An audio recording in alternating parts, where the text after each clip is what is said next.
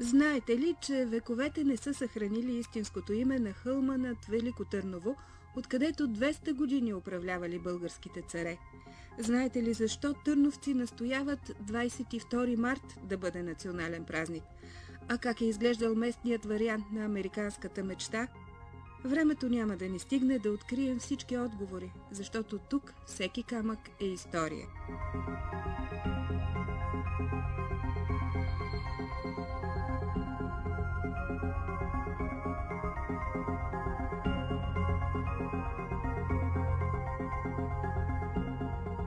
Във Велико Търново и над хълма Царевец витаят много легенди за заровени съкровища и укрити тайни знания, за могъщи владетели и велики битки, за любов и предателство, за вярност и саможертва в името на род и родина.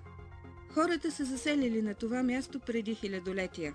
Не са го подминали траките и римляните, а през 5-7 век от новата ера тук се намирал Зикидева, най-големият град на Византийската империя в провинция Долна Мизия. Но най-величавият период за Търново безспорно е средновековието.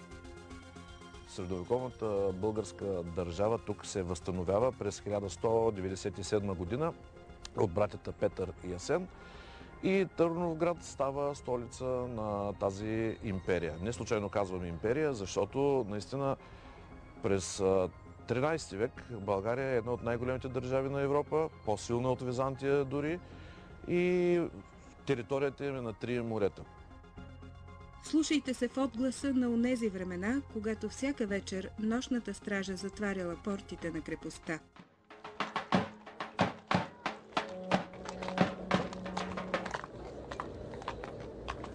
Стража, уверявам ви портата на богоспасния, богохраним царев град Търнов, втори Константинопол, трети Рим. Нека Бог и вашето оръжие бъдат свещената защита на нашия богохраним цар, светия патриарх и великия български народ.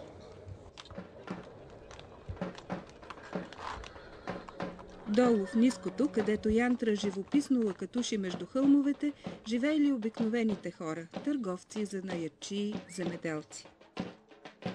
Столичният град е разположен на няколко хълма и в подножието между тях, хълмовете, които днес наричаме Царевец, всъщност как е било средновековното име на този хълм, точно не се знае, но съседният хълм Трапезица се е запазил името през вековете, както и хълма Света гора, където сега се намира Великотърновския университет. На високото върху укрепения хълм се намирал дворецът на българските царе и патриаршията, манастири, църкви, домове на боляри, стопански сгради. Днес трудно можем да си представим как са изглеждали. Очаквал ги съдбовен период, когато през 1393 година столицата на България пада под ударите на завоевателя. Следват 500 години близо на опустошение, в смисъл крепостните стени, сградите, царския дворец, патриаршеския дворец са били разрушени. Материалите са използвани в къщи, които е строило местното турско население. Българите са живели в ниското, в Асеновата махала, както е известно. И така до 7 юли 1877 година, когато Търново е освободен от руските войски от отряда на генерал Гурко, и още същия ден уредника на музея в читалище Надежда, читалището е 10 на години по-рано основано, идва на хълма, за да види все пак какво е останало от царските дворци на Второто царство. Първите разкопки на Царевец прави чешкият археолог Карел Шкорпил през 1886 година. През 30-те години на 20 век е разкрита така известната Балдуинова кула. Но през 1948 година вече започват системни, интензивни разкопки. Естествено и преди това е имало разкопки, които продължават до към 1985 година. Същевременно вървят и реставрации. И това, което днес виждаме, това е плод на усилията на целия български народ, бих казал, защото по-младите ваши зрители едва ли ще се спомнят, но през 60-те години имаше национална кампания, когато се събираха средства за възстановяване на Царевец. Да оставим на учените да спорят трябва ли да продължи възстановяването на царския дворец, колко и защо да се промени патриаршеският храм, който всъщност е музей. Нека те открият баланса между ненарушеното историческо наследство и онова, което трябва да покажем на поколенията. Повече от 300 хиляди туристи годишно минават през това место. 100 хиляди от тях са чужденци. Ето, интересът е голям не само сред българите, а и по света. Има дори посетители от екзотични държави, като Ботсуана. Много се радвам, когато видя индивидуални посетители, родители с деца, как с гордост, родители, особено тези, които са на средна възраст, с деца, ученици, как с гордост показват това место, където наистина е останала частица от миналото величие на нашата родина. Да тръгнем надолу към Асеневата махала, където под закрилата на укрепените хълмове се намират много църкви и манастирски комплекси. Храмът Светите апостоли Петър и Павел е един от най-впечатляващите паметници на средновековната архитектура и изкуство. Неговото издигане се свързва с пренасенето на мощите на Йоан Поливодски от българския цар Калоян през 1205 година. Впоследствие около храма възниква манастирски комплекс, който ктитор на този манастирски комплекс, на изграждането му е българската царица Анна Мария Арпад. Това е съпругата на Иван Асен II. Храмът има изключително важна роля за православието след превземането на Търново от османските турци. В 1393 година турците изгонват патриарх Евтимий от патриаршеския комплекс на Царевец и той се настанява в манастира при храма Свети апостоли Петър и Павел. В този момент той предприема едно богоугодно дело, в смисъл такъв да спаси натрупаната в Търново благодат. На езика на средновековните книжовници благодатото означава едно – да бъдат събрани и съхранени и спасени мощите на светците, които са били в Търново. И по този повод патриарха инициира и всъщност прибира мощите на свети Иван Рилски. Малко е останало от първите стенописи в сградата. През 15 век българската патриаршия е понижена в ранг на митрополия. Манастирът край храма става резиденция на търновските митрополити, които управляват огромна за времето си територия. В средата на 15 век, по инициатива на един от най-забележителните църковни ерудити, това е митрополит Игнатий, се извършва ново стенописване на храма. Стенописването е извършено след завръщането му от Фераро-Флорентинския събор и затова във фреските могат да бъдат видяни както ортодоксалната византийска иконографска програма, така и някои католически заемки, като едно особено забележително изображение на това е полагането на Христос в гроба, което пък се свързва с някои ранни творби на Джотто. От 16 век са последните стенописи в южната част на сградата, истински шедьоври на изобразителното изкуство от онова време. Храмът остава митрополитски до разрушителното земетресение през 1913 година, когато е сринат почти до основи. В 70-те години е завършена една, бих казал, емблематична реставрация по отношение на това как може да бъде показан и експониран един средновековен храм. И поради тая причина той е обект на посещение от многобройните български и чуждестранни туристи. Символ на минало величие и държавна мощ, духовен център на българщината. Много думи могат да се изрекат за най-известния средновековен паметник на Велико Търново. Намираме се пред църквата Свети 40 мъченици. Това е една от гордостите на Велико Търново, като това е запазена средновековна църква. Не само обикновена средновековна църква, а това е личната църква на Иван Асен II и фамилна гробница и църква на династията Асеневци. Една от най-важните и значими династии в българската история. Освен църквата Свети 40 мъченици, около нея може да се видят автентични руини от манастира Свети 40 мъченици, известен още като Велика лавра.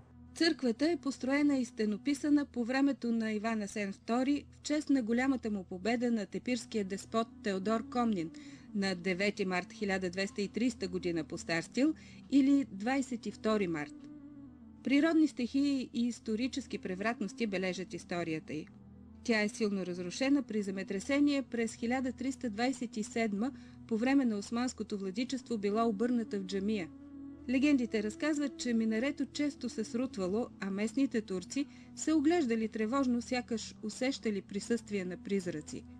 Самата църква е емблематичен паметник, свързан с цялата българска история. Така тя е толкова важна, че самите българи след освобождението са знаели за нейното значение и тук се случва на датата 1908 година, 22 септември, една паметна церемония, с която България става независима държава. Като първия владетел от новата ни българска история, цар Фердинанд, е коронясан символично вътре в църквата и така получава титлата цар на всички българи. Вътре в изцяло възстановената сграда е колоната на Кано Муртак с сакралния надпис: Човек и добре да живее, умира и друг се ражда, и нека роденият по-късно помни. Тук са и колоните на Кан Крум и на Иван Асен II. Мястото, където са прекланяли глава в молитва български царе и патриарси, е накарало Иван Вазов да усети духа на миналото. Може би край стената, до която стоя, е минувал гологлав Асен II, мяркали се в царствен блясък царици и княгини, молили са се боляри. Искам да видя ясно тия старовременни българи с безпокоен дух и стихийни страсти. Иван Асен II е имал идеята църквата, освен християнски храм, освен фамилна църква, да бъде нещо като паметник на българската държава, което да осъществява връзката с Първото българско царство. Като самите асеневци са предполагали, че може би са били и прави, че тяхната династия има връзка с старите български владетелски родове. През 1972 година край църквата при редовни археологически разкопки е открит гробът на Калоян и впечатляващият Калоянов пръстен.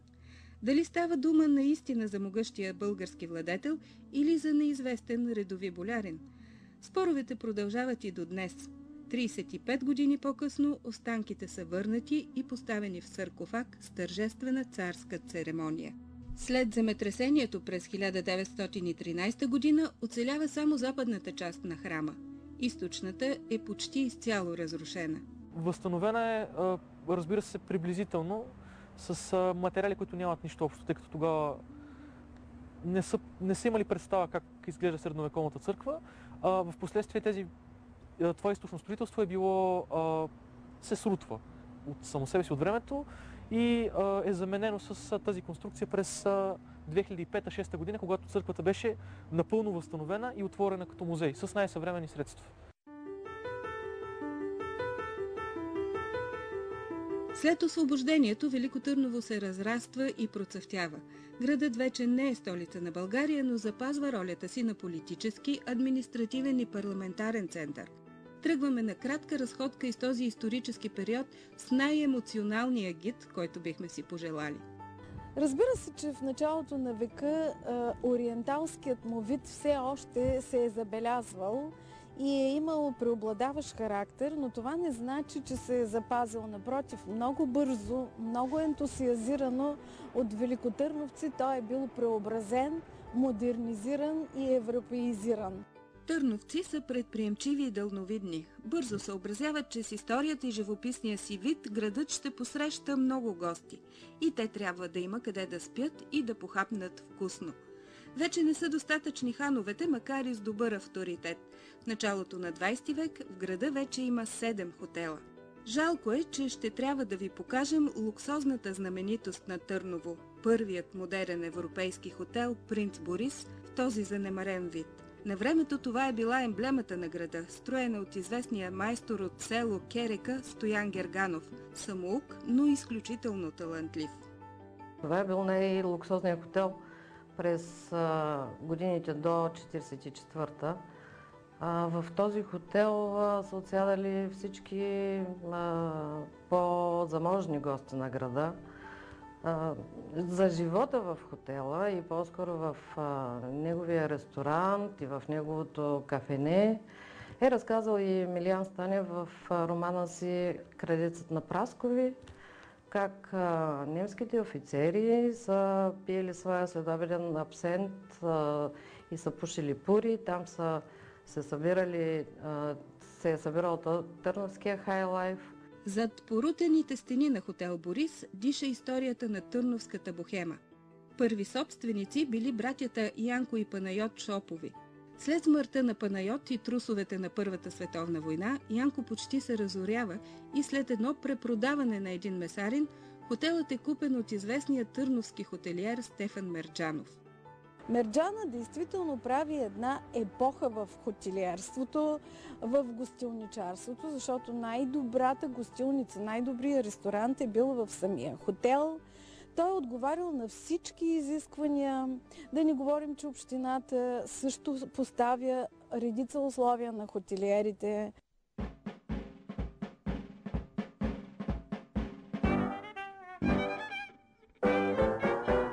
През 1897 година, във връзка с проектирането и построяването на железопътната мрежа в България, се решава да бъде изградена отсечката Горна Оряховица – Велико Търново.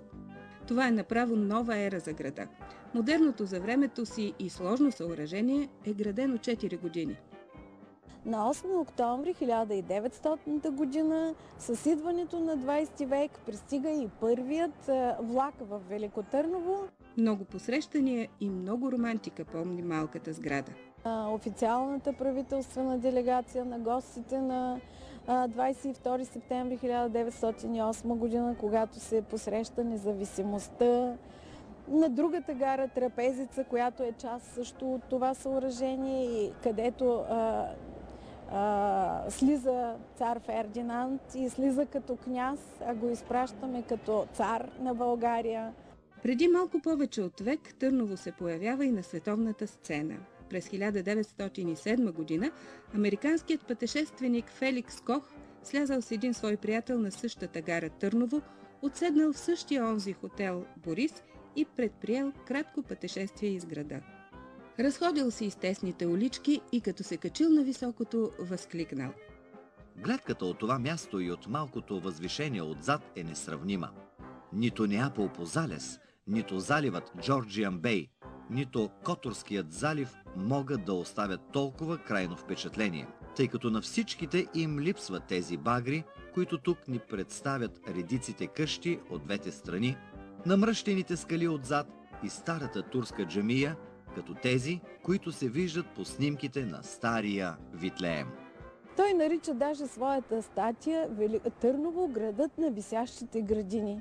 Толкова много е впечатлен от екзотиката, от разположението на града, от красивата Търновка, от местата, всички места, които е посетил, и с една невероятна сила и емоция написва това в тази статия, която, така да се каже, полетява към целия свят.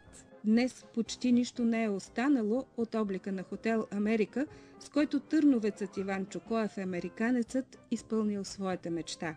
Интересна и любопитна е неговата история. Роден е 1890 година и още съвсем млад, 18 годишен, заминава за Калифорния. Работи в тежкото ЖП строителство там. Успява да спечели доста пари. Връща се в България някъде 1920 година. Оглежда терените и пак мечтата не го напуска. Дори тогава се жени. И въпреки това остава младата си булка и отново заминава за Америка, където действително с неистов и къртовски труд успява да спечели значителна сума пари. Внася тези долари и през 1920 година започва строежа, 26-та година, на хотел Америка. Сградата е близо до знаменития Стамболов мост над Янтра. Сам той любимо място на туристите и атракция за гостите на града, построен заедно с железопътните тунели и гарата. Дори в онези далечни времена хотелиерът прилага модерни похвати за клиентите си. Неговия зет обхваща гостилницата и там са можели да се предлагат много екзотични и типични за Търново ястия. Също той въвежда и купонната система, ако така мога да го нарека, защото чиновниците, лекарите, юристите, адвокатите са ходили нещо като на стол в този хотел, в тази гостилница И така се разраства хотела, модерен и с всички, пак ще кажа, свои екстри. Днес трудно ще изброите десетките хотели в Старопрестолния град. Въпреки че той винаги е бил притегателен туристически център, в Търново, в ерата на Балкан турист, хотелите се броят на пръстите на едната ръка.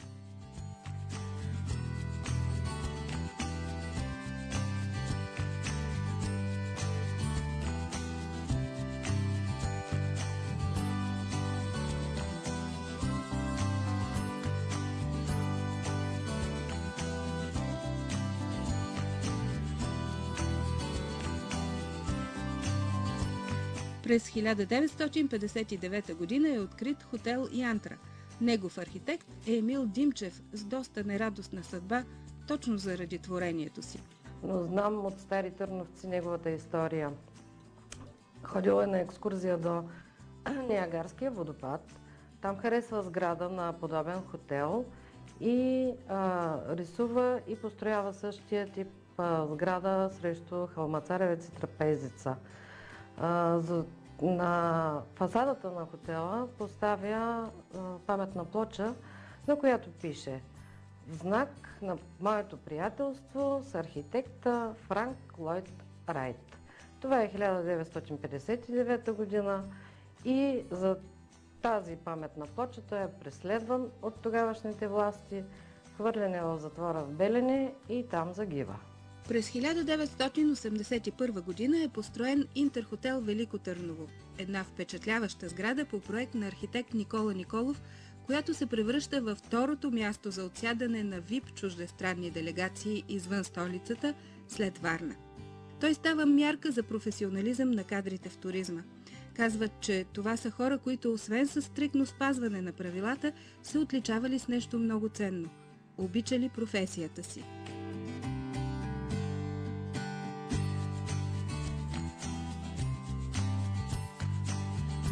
Например, в хотела Янтра имаше едно небезизвестно и за търновци, и за гостите на Търново заведение, снек бар, механа, както искате го наречете, казваше се Прибай Митю Манола. Този Митю Манола беше всеизвестен с добрите си кулинарни умения, с факта, че сам всеки ден ходеше с една кошница на Търновския кооперативен пазар и си пазаруваше лично зеленчуците за салатите, за да му е приятно на клиентите и да е прясна стоката. Там търновската бохема в годините между 60-та и 80-те години си правеха редовните сбирки. Днес Велико Търново посреща много повече туристи. Последователите на добрите хотелиери и ресторантьори знаят, че гостите се връщат само там, където са били посрещнати добре. Нещо повече. Велико Търново привлича специални туристи. Онези, които се вдъхновяват от историята, които искат да усетят стъпките от минали векове, да се вслушат в митовете и легендите. В тази насока тук се работи целенасочено и не от вчера. Преди 10 години група хора, които се бяхме събрали, започнахме да работим в тази насока, като направихме първото изложение за културен туризъм. Всички теми, всички оферти, които се предлагат на гостите, на туристите, на туроператорите, бяха в сферата на културния туризъм и тогава започна една тенденция и самите университети да откриват специалност културен туризъм. В града има много туристически атракции. Сред най-внушителните са построените за честването на 800 годишнината от въстанието на Асеневци. Малко по-рано на най-високо правителствено ниво се решава Царевец да бъде представен по подобаващ величествен начин. Тъмните руини да бъдат превърнати в светли и въздействащи спомени. Намираме се на площадката, от която се наблюдава аудиовизуалния спектакъл Царевград Търново звук и светлина, който вече съществува доста години. Окончателният проект е дело на известния режисьор Вало Радев, но за изпълнението се налага да бъде включена чешка фирма. Така че започва изграждането на макет на самия хълм Царевец, който в Прага в едно студио е представен на нашата правителствена делегация и одобрен по този начин. Самото съоръжение започва изграждането му през 1980-1981 година и във връзка с празниците от 800 години в Търново, столица на България, втората българска държава. Фактически това е един от обектите, който беше изграден. Той заработи през ноември месец 1985 година под ръководството на Въло Радев и чешки режисьор Яромир Хник. Инженер Първанов е завършил в Чехословакия и отговаря за техниката на спектакъла от самото му създаване. Близо 30 години работят тези съоръжения. Звукът се излъчва от лентов магнетофон, а американските компютри, които управляват цялата сложна визуализация на сюжета, са връстници на почти забравените Правец 8. Въпреки това, звук и светлина е единственият по рода си в Европа и един от малкото в света. Близо 5000 души се събират на площада пред Царевец, за да видят това шоу. Има и специален посетителски център за VIP гости.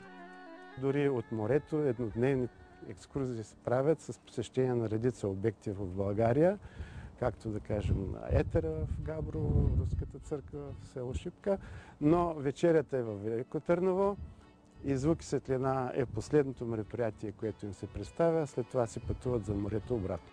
Но ако наистина искате да се върнете назад през вековете, трябва да посетите мултимедийния център Царевград Търнов. Мястото, където Иван Асен II със съпругата си посреща пратеници в тронната зала, където ще видите точно как са изглеждали средновековните жилища на болярите и простолюдието и как са работили занаятчиите по онова време. Търново е вечната и сакрална столица на България. Ако има град в родината, където като на длан може да бъде видяна и усетена българската история с цялото нейно величие и драматизъм, то това е Велико Търново. Чрез 28 фигури се визуализира животът на различните социални слоеве през Второто българско царство, техните нрави, обичаи, бит и одежди. Музеят е на 2 етажа, на площ от 870 квадратни метра. Всички фигури са представени в естествена големина. Над концепцията работи търновският скулптор Борис Борисов с екип от 30 души, а стенописите са дело на Иван Хаджийски. Тук наистина можете да вдъхнете атмосферата на престолния град, воинската слава и духовността на българското средновековие. Две основни композиции представят ключови моменти от управлението на цар Калоян. Най-важното събитие това е сключването на унията с римския папа Инокентий III, в резултат на което българската църква минава под върховенството на Ватикана. В резултат на тази уния българският цар получава титлата крал, а главата на българската църква получава титлата примас, т.е. пръв сред равни, и има право да избира своите наследници и митрополитите си. Унията с папата е безспорен дипломатически успех на Калоян. Няма как в експозицията да не присъства и император Балдуин Фландърски, чиято армия от кръстоносци е разгромена от българите при Одрин на 14 април 1205 година. В нея пълководецът Калоян умело вкарва в капан рицарите, подмамени от куманските му съюзници. Разбит е митът за непобедимата латинска армия, а българската държава стабилизира позицията си на Балканите. Мултимедийният център вече има награда за иновативна туристическа атракция «Жива история» и успешно се вписва в идеите за развитие на културния туризъм. Велико Търново бе признато за културна столица на Балканите през 2010 година. Време на вдъхновени проекти и сбъднати намерения, през които градът осмисли своята роля в съвремието и своята мисия – да развива културен туризъм. Чудно ли е, че днес хората тук гледат към следващата, по-голяма цел – да бъде културна столица на Европа. Търново и до ден днешен продължава да е космополитен град. Независимо от сравнително малките си мащаби, но един град, в който живеят хора от различни народности. Но това, че той се посещава от страшно много чуждестранни туристи, които отнасят и усещането за този космополитизъм на града, прави нещо изключително важно по отношение на кандидатурата на Търново като европейска културна столица. И събитията, програмите, които се организират, културния календар, международните връзки, отношения с градове, които са били вече столици на културата, европейски столици, тези, които ще кандидатстват и ще бъдат също. Тези контакти ни помагат много, за да осъществим нашата голяма идея за нашия прекрасен град. Трябва търновската общественост да се убеди, че наистина кандидатурата на нашия град за културна столица на Европа 2019 година е нещо, което е много важно, че ако спечелим, наистина ще има достатъчно пари, за да се обнови културната инфраструктура на града и наистина Търново, както и по Търновската конституция, да бъде духовната столица на България, както са го записали нашите прадеди преди 130 години. В Старопрестолната твърд на България можете да предприемете пътуване, в което миналото се среща с бъдещето. Тук, в църквата на Иван Асен II, започва празникът на Велико Търново на 22 март. Тук всяка година четат текста от Асеневата колона и благославят знамената.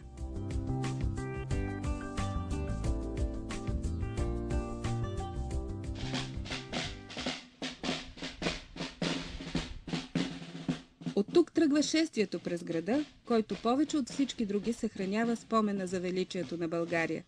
Ще се осъществи ли идеята 22 март да стане официален празник на българския дух, както са го искали търновци преди десетилетия? Този дух оживява всеки път, когато звъннат камбаните и лъчите прорежат нощното небе над Царевец. Това не е само марка и символ на Велико Търново. Той означава много повече.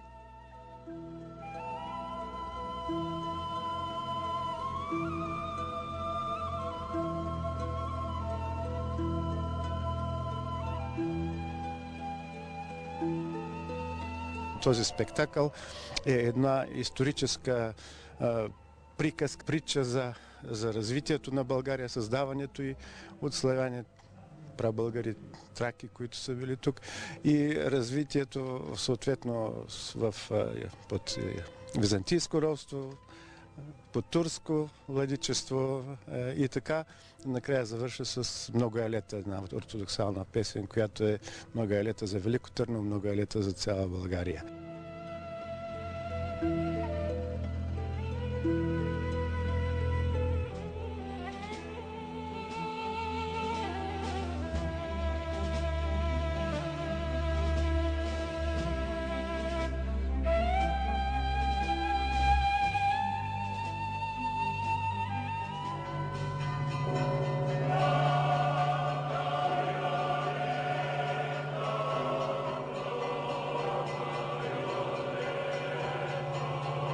Това е част от магията – да изберем своята мисия така, че да накараме светът да ни разпознава. И отново да открива България.